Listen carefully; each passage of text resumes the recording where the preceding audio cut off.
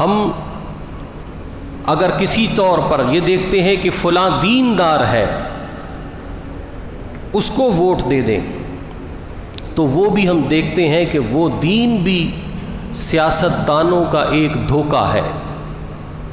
سیاستدانوں کا دین بھی ایک دجل و فریب ہے۔ ہم کہتے ہیں کہ نہیں، وہ دل کا بہت اچھا ہے۔ حضرت عمر فاروق رضی اللہ تعالی عنہ نے ارشاد فرمایا کہ اللہ تبارک و تعالی نبی کریم علیہ السلام کی حیات ظاہری میں لوگوں کے دلوں کے احوال سے حضور کو مطلع فرما دیتا اور حضور علیہ السلام اس کا فیصلہ فرماتے، لیکن اب وحی کا دروازہ بند ہو چکا ہے، جس کے ظاہر سے جو نظر آئے گا ہم اسی پر فیصلہ کریں گے۔ اور اب جو ظاہر نظر آتا ہے کہ حکمران جو دین کا بھی نعرہ لگاتے ہیں وہ ان کے فریب کا حصہ ہے، کیونکہ یہ پاکستان کی عوام ہے، یہ اسلام کے نام پر بننے والا ملک ہے، اسلام کو یہاں کی عوام سے الگ نہیں کیا جا سکتا، تو اس لیے ہر حکمران جیسے کھانے میں حسب ضرورت مسالہ ڈالا جاتا ہے، اس طرح سے اپنے منشور میں حسب ذائقہ اسلام داخل کر دیتا ہے، اپنی تقریر میں اسلام کا ٹچ ڈالتے ہیں کہ جہاں پر کچھ تعداد داڑھی والوں کی بھی ہے، کچھ ناچنے والوں اور ناچنے والیوں کی بھی ہے، تو جہاں پر ان کا دل خوش کیا ہے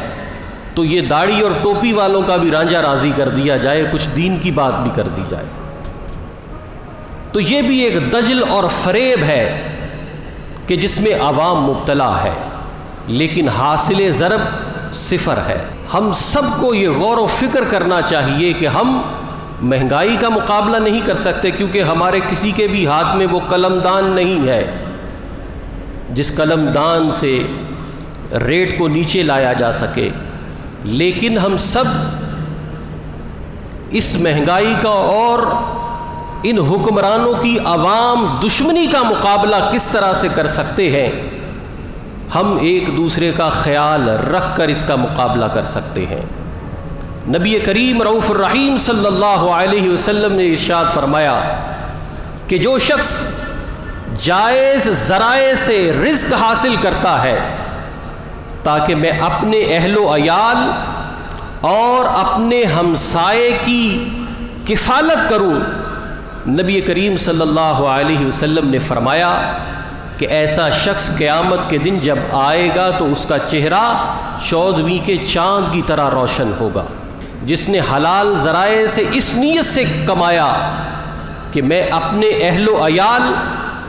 اور اپنے ہمسائے کی کفالت کروں گا۔ اپنے ارد گرد نظر رکھیں کہ مہنگائی کے مارے حکمرانوں کے ظلم و جبر میں پسے ہوئے لوگ کہیں خودکشی کرنے پر آمادہ نہ ہو جائیں۔ اپنے ہمسائے کی خبر رکھیں، اپنے دوست احباب کی خبر رکھیں، کیونکہ ہم یہی کر سکتے ہیں۔ اگر ہم الیکشن کی بھی بات کریں تو ہو سکتا ہے اور ہوتا ہے کہ ہماری ووٹ سے بھی لوگ اسمبلیوں میں نہیں آتے، بلکہ مقتدرہ کی چاہت جس پر ہو جائے، ان کی نظر انتخاب میں جو آ جائے، اس کے اوپر ہما کا پرندہ آ کے سایہ کرتا ہے اور وہ تخت پر بیٹھ جاتا ہے اور حکم صادر کرتا ہے۔ کیونکہ جو عوام کی طاقت سے حکمران اگر آئیں تو وہ عوام کا سوچیں، جب انہیں پتہ ہے کہ ہمیں لانے والا کوئی اور ہے تو عوام کی پرواہ کون کرے گا۔